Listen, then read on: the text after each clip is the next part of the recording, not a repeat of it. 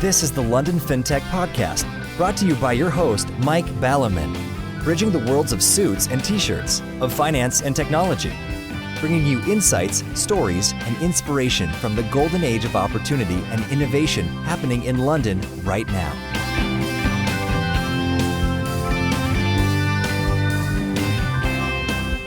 Hi, this is Mike Ballerman. This is London Fintech Podcast, episode 186, brought to you in association with Smart Pension and enlistedboard.com. And I'm delighted to be joined today by Richard Arundel, co-founder of Currency Cloud, to talk about the challenge of managing business and culture as fintechs scale and spread globally.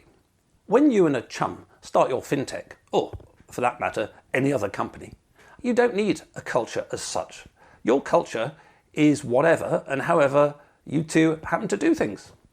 For some time, the company's vibe remains collaborative as you are, quotes, and probably literally, well, back in the day anyway, quotes, all in the same room, and like any bunch of folk, you develop a modus vivendi as well as a modus operendi.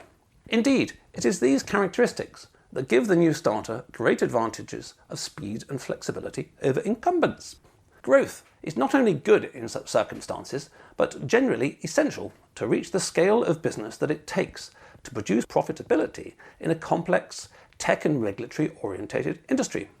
However, like everything in this realm of duality, no matter how thinly you slice it, everything has two sides. One of the key challenges of growth, and this applies to us all as people, as well as at the scale of businesses, is growing up without growing old. You want to mature like a fine wine, whilst retaining the fun, experimental, playful exuberance and flexible aspects of childhood. Naturally, this is easier said than done, both for people and for companies. For companies, the increasing specialisation and physical scale leads to greater speciation. For example, we have the regulatory department, and then we have the sales department, and then we have the marketing department. We start creating silos, and it's all too easy for oganogramitis to creep in. Naturally, these challenges are only magnified when your colleagues become, not just at worst a floor or two away, but thousands of miles away. Currency Cloud was one of London's very first fintechs, having been founded in 2009 and has been going strong ever since. As Richard has been there for the whole journey, he's well placed to talk about the practice as well as the, that sounds fairly simple, theory. Plenty to talk about, so let's get on with the show.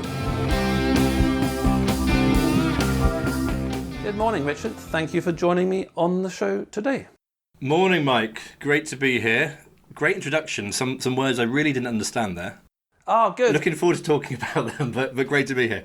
Well, one of my secrets is I sort of flick through the dictionary and sort of pick words at random. I mean, I remember going back to when I was young and flexible in fixed income fund management, when I was a junior fund manager. The kind of relatively recent grads had this game that you'd pick some very bizarre word. And it was the first person who could slip it into the meeting, actually. So I got quite adept at that. So that's clearly what I've done there in terms of some of these fancy words. Like oganogramitis. I'm sure Big Pharma will have a mandatory vaccine for that fairly soon. I sat here half an hour before the show kind of going through some of it with a dictionary. Yeah. And still you probably couldn't didn't find some them. of them. So. No, I just make them up, you see. I mean, you're obviously a sort of confident chap because most people don't dare to say they haven't heard of words, you see. That's the other thing, is you can use totally made-up words, and almost never will anybody say, you what? Sorry, what does that mean? And that sounds like a silly comment, which of course it is a silly comment, like most of my comments, but however, that's super relevant actually, and going back to when I was a global head of risk. It's the hidden assumption that kills people. So actually, one of my skill sets that I learned in big banking was to ask stupid questions, because quite often you'd find that actually nobody really understands that. Everyone's glossing over the same kind of thing, you know? I think that's probably quite relevant to what we're going to talk about today, actually. And especially in kind of a world that's kind of restricted in terms of movement and what we can do remote first. And it's having the confidence to put your hand up, I think, is tough in a in-person world, but certainly in a remote world where you're kind of raising your hand on Zoom or Hangouts to ask what is possibly a stupid question. Is a skill I think we all need to learn and master. Yes, absolutely. I mean, it's easier for sort of the senior people when it's, quotes, your business, unquote, putting the VCs and all that kind of stuff to one side. But from a management perspective, you're the guys. But, if as a sort of junior or mid-level person, there is a balance to be struck between keeping your mouth shut and assuming that everybody older and wiser actually is older and wiser on this particular matter. And on the other hand, being somebody who's just constant sort of blabbing on, some people, for example, even read my introductions and say they didn't understand half the words. It's extraordinary, really. So it's something that takes some balance. Anyway, moving on from that. So what was your career journey then? I mean, your career for the last sort of dozen or so years has been Currency Cloud. So from the outside, anyway, that's relatively simple. I'm sure things have evolved inside, as we shall hear when you elaborate this whole sort of growthy thing. But what were you doing before you became a Currency Cloud? Yeah, so I've been at Currency Cloud now for 12 years. Before that, I was involved in kind of foreign exchange. I was at a company called HIFX, which is now kind of better known under the name of xe.com. I don't really want to admit what I was doing before that. Her Majesty's pleasure. I know, straight out of university, I kind of fell into a summer job as an estate agent, and for American friends, of real estate. But I enjoyed it. What was supposed to be 3 months ended up being about 2.5 years of the glitz and glamour of showing people around big houses as like a 20-something-year-old. But after kind of 2.5 years, I was convinced that perhaps I should kind of branch out. So that's when I kind of moved up into the city and started my journey in kind of FX. Yes, one thing I mentioned on the podcast before, Bridget, my partner, her first incarnation was as chartered surveyor or something like that. This was back in the day, I think in the 80s and that, and she did a lot of surveying in the sort of what is it? What's that sort of trendy part of London? It's so long I can't even remember. Shoreditch, yeah, exactly. In Shoreditch and all that kind of area, when it was still very old school, by which I mean you could go to a tiny building and it would be sort of like a leather factory, and it would probably have been the same for sort of centuries and centuries. So with hindsight, it's always it's the strange things that you look back on and think, actually that was quite fun, because it's not the kind of thing you'd ever tell sort of somebody who's leaving school or university and says, oh, I want a job, and you sort of tell them that sounds really boring. But actually it was really interesting because it was a period of time which really, it was the same kind of business structure you see for centuries. You go to somewhere like Bangkok still, you can find small businesses, and they've been like that for centuries. All that, of course, has been swept away by sort of big buildings and that. So it's odd what's entertaining. But yes, I have been told that sort of property is more interesting than it looks. I think there's one thing sitting at a dinner party saying you're a chartered surveyor, and one thing saying you're an estate agent. I think at that point, and this isn't belittling my colleagues, I actually found it really interesting, but at that point there was a stigma attached that you were kind of a rung below a double glazing salesman. I think that's changed slightly. Listen, I really enjoyed it, and we'll talk about culture actually a lot on the show, and there was a really good kind of culture in the team that I worked in. But 2.5 years later, I kind of decided that maybe there's something out there that I want to kind of test myself in, which is why I went into a world that I didn't really understand at that point, which was kind of FX and foreign exchange. And again, I was lucky to find a company with a great culture. Was there for 3.5-ish years, and then we had this crazy idea to set up a company, which has been my life for the last 12 years. Yes, it's interesting, isn't it? Because looking back, it's always this sort of the enjoyable time is when there are a bunch of you doing stuff. And I do believe, although this has definitely been lost in the big coast, in the incumbents these days, because they're just driven by regulation, and you might as well be the sort of Chinese army, everything's so sort of boxed and squared. But in the old FS, the sort of before this tsunami of regulation came along, entrepreneurialism was quite important, especially in sort of like the merchant banks and things like that. But obviously, in the whole startup-y, fintechy or any techie world, it's really, really important to understand business. And I think there's no better way of understanding business, whether it is back in the day, we might hire some FX trader who worked as a barrier boy, buying and selling tomatoes. That gives you a feel for business in a totally different way that reading some textbooks at INSEAD gives you. I'm not dissing INSEAD, but I'm just saying, if you've got stuff and buying and selling, at the end of the day, oh God, I've got these bloody tomatoes, that gives you a visceral feel for the essence of business, which you can't replicate any other way. No, agree. So, let's move on from tomatoes and houses. You were telling me actually that Currency Cloud, we should do a shout out, has got a podcast. This is why you're sort of so professional, you see, because obviously you're used to these things. What's your podcast? Do you want to give it a shout out en passant? Yeah, I'm usually the one kind of asking the questions. So our podcast is called Payments Innovation, and it kind of set up. We set it up as I guess maybe all these things as more of an interest. I mean, we're lucky enough in our business to work with a number of kind of really kind of cool, innovative companies. These are the ones that are kind of innovating and driving business across the world. So we set it up as a discussion around anything that's going on in the world of payments and innovation in the world of payments. And we've done lots of different things. You talked about the fun and games of regulation, and we have plenty of people in it. We live in a very heavily regulated world. We have people talking about how regulation is, becoming sexy again, which is interesting. And yeah, I saw your face there. But there's so much going on, and we have at the moment, this is across the Atlantic. So we interview people here in the UK, across Europe, and also in North America. And as we expand into Asia Pacific, we'll have lots of guests on from there. But it's been really good fun. I do less of them these days, but we've got kind of 3 or 4 really good hosts. Great way for them to learn as well, and to kind of put themselves out there as thought leaders. There's some really interesting ones. So if you have spare time, check it out. Payments Innovation. I think we release a new episode every week. Can't remember what number we're up to now. Probably a couple hundred. Oh, I see. Yes, you're much more hardworking than I, who's sort of too lazy to do it every week and just does every other week. But it's just you though. So luckily we have a few kind of willing hosts who say, "Listen, I'm happy to put my hand up and talk." Yes, and it is one of the I'm not just talking my own book, it is one of the major developments in kind of education, shall we say, in the broadest sense, in the last 15 years, which is that, for the sake of argument, if you're a payments nerd or you want to be a payments nerd, you go, 20 years ago, how would you do it? Maybe be like one book in Waterstones and you'd read that book, but you try and get a job and apprentice yourself. These days, you can listen to a few of those and you actually sort of learn a hell of a lot very rapidly. So it's a good thing. Now, moving on to this culture issue, I think there's really 3 buckets, which is, what the bloody hell is culture? It sounds like some sort of namby-pamby word. No, it's not sort of a real man in old money. I'm sure Lemmy didn't define a culture for Motorhead, shall we say. And it's used by many people. I mean, in terms of this podcast, I think the majority of listeners are outside the UK. But even then, who knows whether you and I define culture in precisely the same way, because it's sort of slightly undefinable. So what is culture? How? And we can talk about this over your whole career as well as through Currency Cloud. How have you experienced culture? When were you actually sort of thinking, oh, there's a culture here in this data agency or in FX market or in Currency Cloud? Or as I said in my intro, on day one, I don't know how many co-founders, you and Nigel Verdon or something, were sitting in a room and you didn't think, oh, what's our culture, Nigel? Well, you just did shit, didn't you? And then it sort of grew over time. So there's the whole culture thing. How do you define it? How have you experienced it? And how have you seen that changing? And then I think there are broadly 2 other main categories, which is the centripetal force. As I've said before, Ibn Khaldun's word asabiyyah from the 15th century Tunisian historiographer. What is it that binds a group of people together and makes them more than the sum of the parts?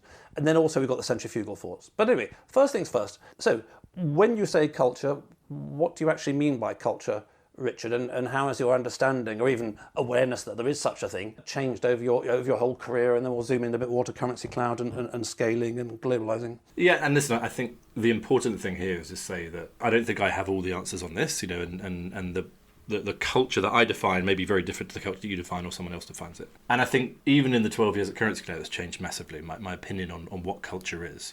And I think sometimes fintechs, and we're a fintech, you get labelled with, people say culture, and does that mean someone ping pong tables? Beers on a Friday. But you laugh, but I think there is a stigma attached to that. But actually, I think, as I define culture now, I actually kind of look at it as the health of the organisation. And I think by that I mean is this is a culture where you have absolute kind of clarity over kind of what you're doing. There's minimal politics, there's minimal confusion in what you're doing. There's kind of high morale, there's high productivity. But that's how we've defined culture. That's how Currency Cloud kind of look at it. Obviously, the culture, as I said, is defined differently across different organisations. But I think really it's kind of, a feeling of what drives you to want to work at a certain organisation. And that's kind of how I look at it. As I said, it's very different. And from us, we kind of define our culture and we push our culture. And we're moving on to, I guess, the points 2 and 3 that you mentioned. But I think they are very closely linked in terms of the kind of centrifugal and centripetal forces. But for us, I think we define our culture by our values, actually. And we have kind of 3 distinct values in which we live and breathe and we hire and fire by. And these are better together, they're own it, and they're be human. But I think what's important are these aren't values that are manufactured in a boardroom or a classroom. These are something that are kind of within our DNA. It's something we look for in new hires and existing people. But it's just a feeling, and it's how you act around each other. It's how you act within a business. Right. Okay. So there's quite a lot in there. I mean, unpick that. Yes, quite exactly. Yes, in no more than 6 words. Follow up that. So you're taking a sort of a broad view of kind of the human dynamics of, as you say, reducing office politics, which is one of the things that tends to come with oganogramitis. For the sake of argument, if you're 100,000 people in 5 years' time, it's going to be a hell of a lot more of a challenge to keep office politics sort of off the table, whereas when you're still relatively compact, it is easier, although we still get we'll come on to it later, we still get the sort of the human frictions. And in terms of your definition, you've got one. You say it's not just a sort of... don't like the American word pushback, but anyway, just to push back for the sake of ping-ponging on that.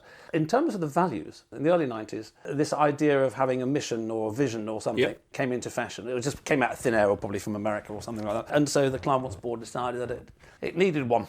And there were two camps, of which the then chief executive was in what ended up being the minority camp. And he was roughly along the lines of, this is a load of bollocks. And a vision was produced, the kind of, we're customer-focused, value-added, mumble. And his critique of this, which has stuck with me to this day, is that if you can include a not in such a vision, mission, or culture statement, and the sentence becomes meaningless, then it's not actually in itself conveying something. So saying, for example, a business says, we're customer-driven. So would a business ever say, we're not customer-driven? I mean, they might actually be that, but as a vision, they wouldn't have it. So just picking sort of holes in your culture. The first one, on that criteria, would be sort of better together. Well, what's the opposite of that? Would be better apart. So I'm not seeking to sort of tear your words to pieces, but what I'm just trying to get here is that the words are a kind of, and this is one of the problems with culture as a whole, they're a shorthand. They're a pointer to something. It's like seeing a signpost saying London, 46 miles. The signpost isn't London. It's just saying it's over this direction.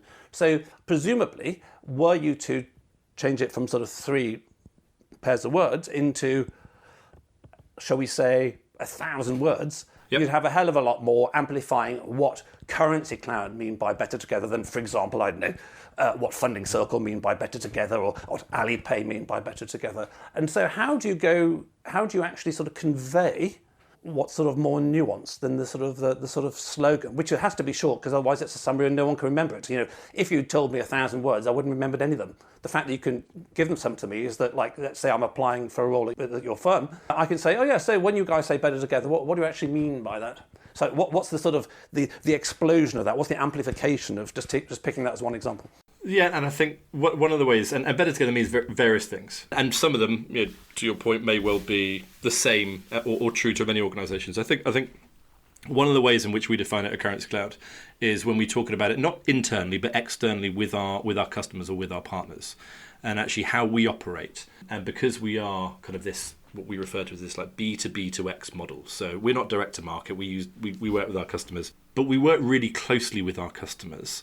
We don't see ourselves as a vendor-client relationship. We're not a piece of software you take off the shelf and never really speak to us.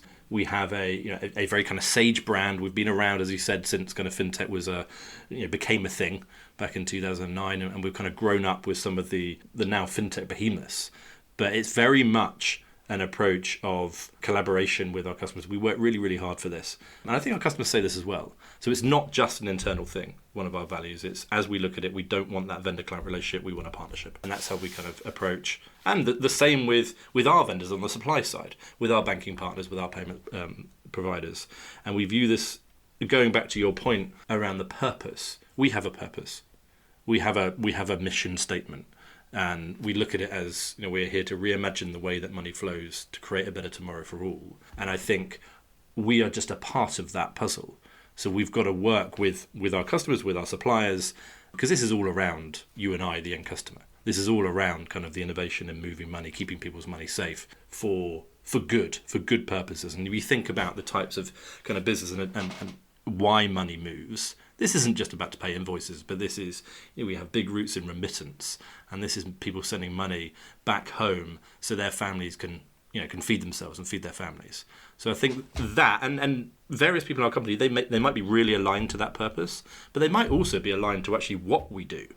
The functional, okay, so you are a technology provider for payments, and some people get out of bed better motivated for that. Some people are motivated by the purpose. So I understand your point about the CEO who's maybe in the minority who cared about, actually it's about what we're doing, not why we're doing it. There are different people in different camps. Yes, I think that it's an interesting point. So I wasn't just sort of poking the guest through the bars with a stick because I'm over pixels as opposed to sort of opposite to you. But it was to elucidate, I think, a number of important things. And I see it as 3 layers, which is that you have to have your simple executive summary, which on its own can sound bland and can sound like everybody else's. We're customer focused. Well, everybody can say that. Yeah. But then the important thing, and this actually does relate to the sort of the more sort of younger or mid-level management who haven't actually got sort of so much confidence yet.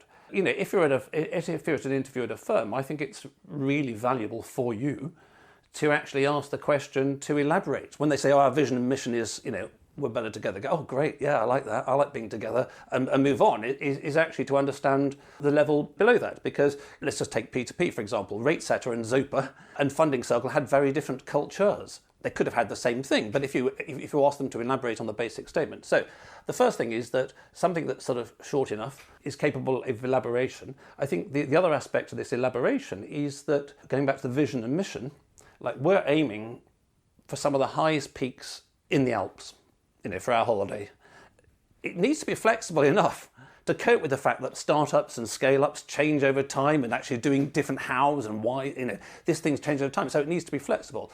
And then I think there's the third layer, which is one of the reasons that sort of culture is a challenge, which is that, to me anyway, and we'll all use these words in different ways, I do think of them as signposts, like saying London's over there. Well, actually, London's quite a big thing. London's sort of slightly a bit to the left and a bit to the right and north and south, which is that a lot of this is ultimately, if we kept talking for days about culture, your culture, you'd get into the nebulous, undefinable, well, actually, I think this and someone else thinks that, and my feeling is this, my feeling that. You get to the kind of style thing almost. Just going back to the example of Zopa, Rate Setter, Funding Circle, knowing them all over the last decade, they have different styles.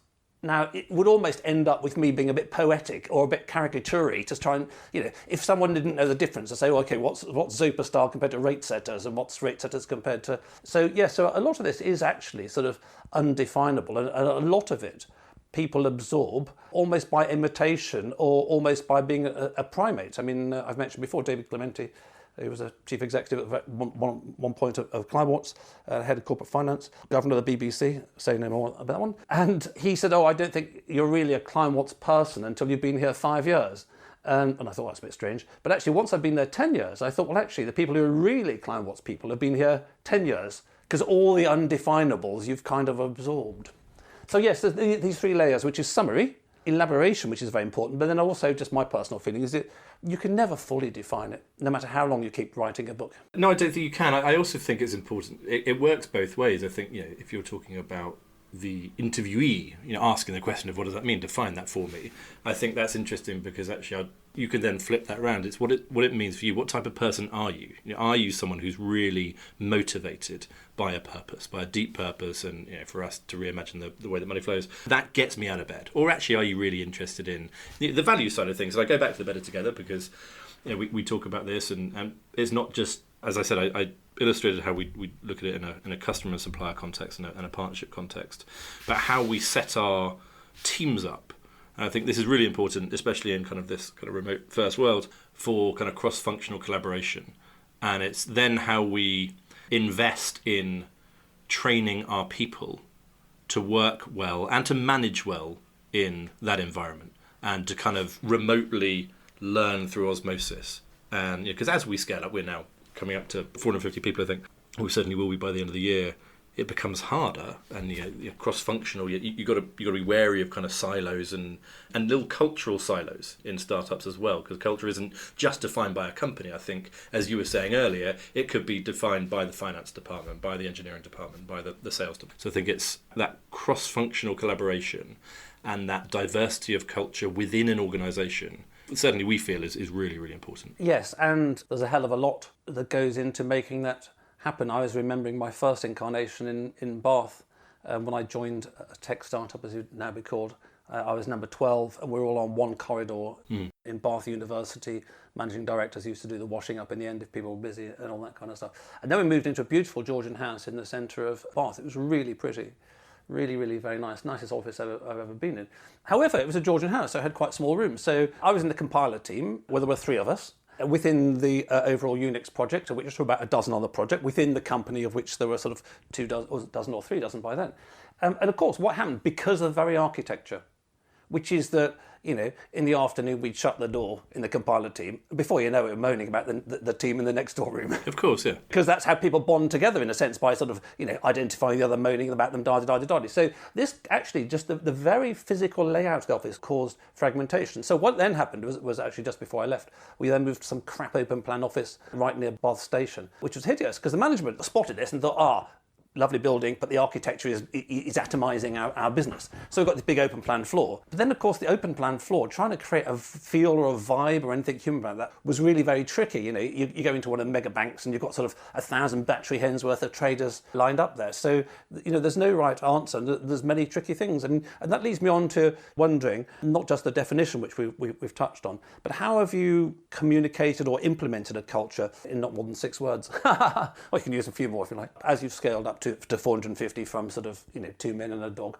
or whatever you were on day one. I can't do it in 6 words because I think it's also changed massively in the last 18 months. Not just in terms of kind of our growth of the business, but we flipped from being an in-person kind of 3D culture to being a remote first organisation. And in that time, we've opened up an office in Singapore as well, to go with our offices in Cardiff, in New York. To your point around being in a Georgian house in Bath, you're in the same building and the same postcode. We're now across multiple time zones. And in the US, we have a New York office, but we have people all around the US as well. So I think a huge amount of investment, both monetary, but also kind of from time, but also a laser focus on understanding that what the culture that we've built actually defines, to some extent, our success. And the health of our organisation is hugely important because it's a multiplier for having kind of a smart organisation. And by smart, I mean, you can find the smartest strategy people, salespeople, technicians. But without, we came to the realisation, this was, I think, probably luckily, it was about 6 months before kind of COVID hit. We really started investing in this as an executive team and working on it with us internally, because we kind of said, let's start with us, let's start with the leadership team and build that kind of cohesive team. Make sure, we're going back to the basics of kind of building trust. And I think that's what it all comes down to. You said it in your opening, when you set up a business with your chum, then it's quite easy. But it's probably because you trust that person. And the founding team of most businesses will have probably worked with each other before, or they've built some kind of rapport and probably some amount of trust. You wouldn't start a business with someone you didn't trust. So I think for us, it's been a laser focus on that and putting it up in lights to say this is something we actively have to work on, rather than culture being something that kind of bubbles up somewhere and do you hire a head of fun to organise the drinks parties? It's not that for us. It's so much deeper. So huge amounts of focus from top down to make sure that we're living and breathing this, and then investing where we can. I think it's that management layer is where people probably don't spend enough time. They think that actually if we go down, and we're not a hierarchical company, but if you go down and try and invest it from bottom up, I think you're missing a trick, because I think you have to invest. It's a training exercise. It's how to build this trust in an organisation and how to work on that and work on kind of healthy levels of conflict. So I think that for us builds the culture that we've got. Yes, so hearing you speak, and me having mentioned organograms before, and it's not something that's ever done in banks, but really, in the modern world, for an unlisted business, shall we say, just to simplify things, if you've got a sheet of paper with your organogram on it, which shows, where I am in the devs department or whether I'm in the regulatory department, that's really essential, because it's where do I sit, who do I report to, and useful stuff like that. But really, these days, it needs to be a double-sided sheet of paper, because you should turn it over and say, okay, notwithstanding the other side of this sheet of paper, this is how we do things at the London Fintech podcast. We, operate in these kind of ways. And this brings us on to centripetal force, how you actually bind people together. And you mentioned sort of drinks in the pub, and I was recollecting that, for centuries and centuries and centuries, certainly in guilds and certainly in companies for centuries, they were units of society in England for 1,000 years. And so, for example, chartered companies would have their own feast days and festival days, and you see a residue of this with the Lord Mayor's procession. There'd be some special feast day from which we've got sort of vestigial remains of things like the office Christmas party, which is probably more sort of fun when you're young as an occasion, but just sort of informal drinks and all that kind of stuff. So in terms of binding people together, which, as you say, has only got harder because everyone's stuck at home because they're not really bound together in the same way they used to be bound together in terms of going out and getting pissed together or having lunch together or just going to the coffee room together or whatever. So just very briefly, because we could do a whole podcast on this one. At Currency Cloud, over your dozen years, what have you found that works best to bind people who you hire and grow into Currency Cloud as opposed to a bunch of employees? I think it starts with the hiring. It starts with hiring the right people. It starts with hiring who are invested in, and excuse my French, but we like to hire smart people who give a shit. And I think if you start there, you're already way ahead, because I think that is binding people because they really care about what you're doing or the purpose. To back to the previous point. In recent times, what we've done is, whilst we've moved to a remote first environment and we do lots of cross-functional stuff, we work really, really hard on kind of cross-functional collaboration in kind of small teams. Well, I still truly believe that you have to get people together once every 6 months, once every quarter in groups, because I'm now going up to the office about once a week, and 3D interaction is underrated. Whatever your tonic, whether this is going to the pub, whether this is just going out for a coffee, just be able to see people face to face, and that becomes harder as you scale globally. But it starts with hiring, and you keep that human element. Quite. I mean, we are primarily primates with a little bit of a sort of difference in the DNA, which seems to have a non-linear effect on how we operate. But we are primates, and primates are bonded together socially in these sort of invisible, energetic, relationally ways. So that's very easy to forget, and it's been much harder, as you say. Now, in terms of just one word, I want to pick you up on vocabulary, because in terms of expanding the listener's vocabulary, you're still a relatively young man. I'm sort of ancient by now. But you used a word that someone as old as me actually recognised, although it did send a shiver down my spine. But many people may not have heard this word, actually. You said the baby sham was very relevant. What is baby sham? So this was the early days. This was our hiring policy for the first, 25 or so people, where the interview was only over when you took it outside the interview room and you took them to the bar. And again, it didn't have to be alcoholic, but this is to see what you're really like. You might perform really well in a interview, but this was, I guess, classified as the arsehole test. And when your guard's down, then is there something that you let slip? And out of the 20 or so people we put through this, there were 4 or 5 who didn't make it because they'd studied, they'd learned this is how to prepare for an interview. They've practiced in the mirror. But then suddenly when they thought they'd done, and you shook their hand and said, yeah, really well done. The drink inside them, different person. Yes, and it's very similar to even in the old days, you go for an interview somewhere. But an important component was how well you had, as an interviewee, treated the secretary on the way in. Yeah. If you showed a disdain, game over. And nowadays, I think, it's whilst we don't do the same thing, our interview process, we do include many different people who, I don't know anything about certain roles in our business, but I might be brought in to talk to someone and say, listen, could you work with this person? Is that something we're missing here? And I think that's probably commonplace across many businesses. It's, that final test, 1 or 2 people who say, you know what, yes, or no. Good. Okay. And for the fortunately relatively young who never heard of baby sham before, baby sham was a particularly naff and nasty drink I've never had in my entire life. It was certainly from the 70s. I think it's sort of baby champagne or something, but it was sparkly and unpleasant. So all I can say is I'm very glad that you, Richard, and Mr. Verdon as well, your co-founder, have got beyond the stage where all you could afford was baby sham, and you can have something a little bit better. So look, time is going by. We could talk about this forever. So we've got the centripetal force. You bind people together, and you've given some clear explanations of how you guys have approached it and how it's really important right from the very offset, before the people literally turn up on day one, as it were, because then it's a bit late on day one. You need to start on day 0 or day -1. Now, the other thing, and again, this could be a whole podcast in itself, is the opposite, which is the centrifugal force, which is sort of groups of human beings. Sadly, we're seeing this in America big time right now. Can be sort of split apart, can be tribalized, can be organogramitized, can be sort of flung into different subcultures, different parts of the organograms, in frictions. I mean, I've done various, in the noughties, various turnaround projects at sort of megabanks where they'd gone wrong. And one of the problems there was simply that, in megabank, this unit didn't like that unit whatsoever. Yeah. And wasn't going to speak to it. And so that's sort of, that's in extremis. But also, even if you're just a startup of, going back to my practice incarnation, even when we're a few dozen, there were interpersonal frictions as there are when you stick everybody under a roof of a Georgian building. So that there's always this kind of Brownian motion, heat, energy trying to sort of split people apart. So just very briefly, under the sort of rubric of centrifugal force, how do you see that? I think it's a natural phenomenon that you need to learn to probably counterbalance, but you need to learn to appreciate. And we've done various things. There's various kind of training you can put people through. Kind of, I think it's referred to STI training, around understanding people's kind of motivations. STI wasn't that sexually transmitted infections? No, that would definitely cause centrifugal This is around force. Strength development industry training. This is around motivators. D. I beg your pardon. D. Sorry. The concept of people are motivated by kind of three things in terms of process, performance, or people. And where do you fit in kind of that diagram? And the more you understand about people, I think the more you understand the impact of these forces on them. But I think for me, it's all around, and going back to it's transparency of culture.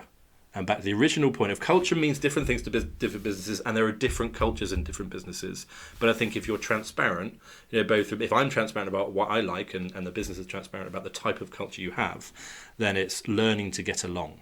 And sometimes marriages don't work, right? And that's the rub of it. But I think as long as you're transparent, you're putting it out there. This is what we expect. This is who we are.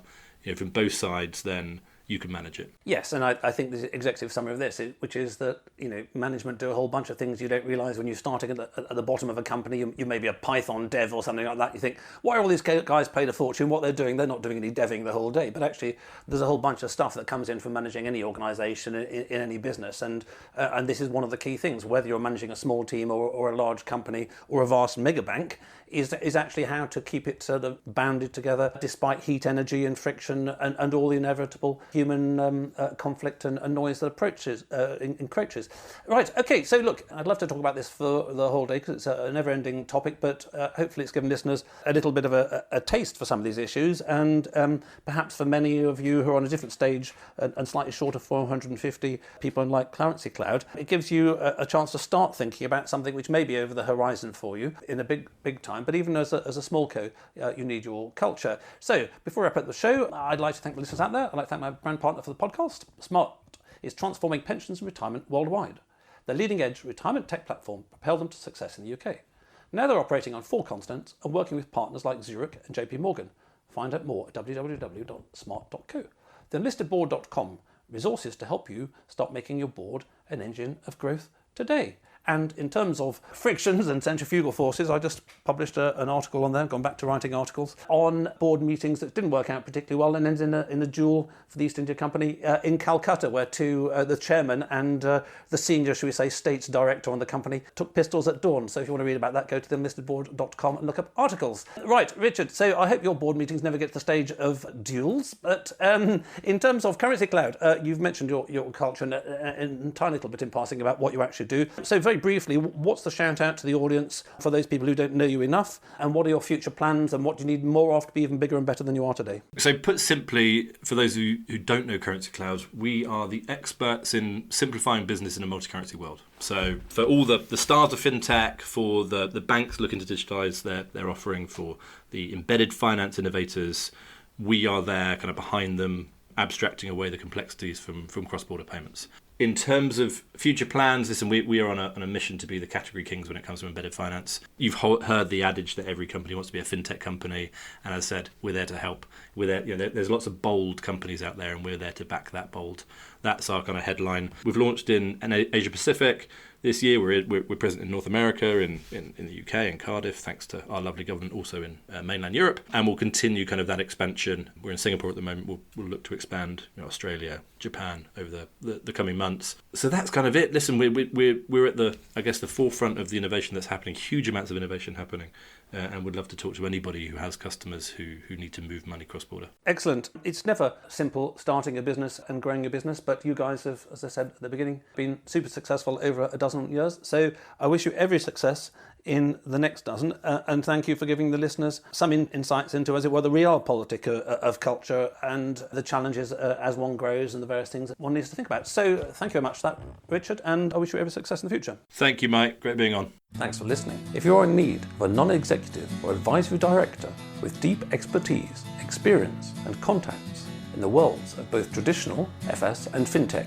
or unique insight into how to make your board an engine of growth today, contact me at mike@mikeballiman.com. If you just need one-off advice in these areas via clarity.fm/mikeballiman.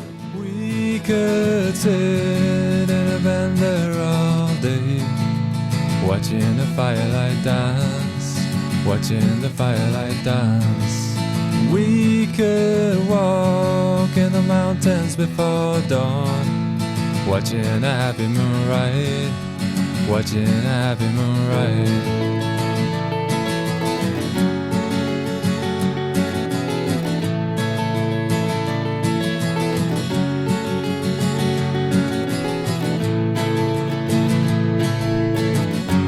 Come away from the city, with the tarmac so dead and the people so sad.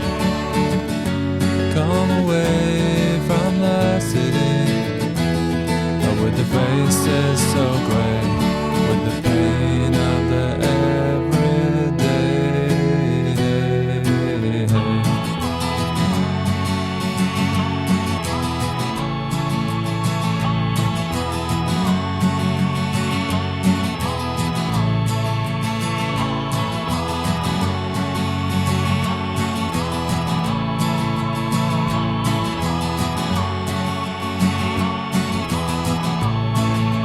We are wild like the mountains and the trees. Can you see what I mean? Can you see what I mean? We fit in between the earth and the sky. Kiss the city goodbye, wave the city goodbye, wave the city goodbye,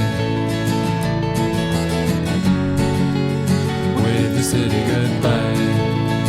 Watch the firelight dance with me, watch the firelight dance with me, watch the firelight dance with me, watch the firelight dance with me, watch the firelight dance with me, watch the firelight dance with me, watch the firelight dance with me, watch the firelight dance.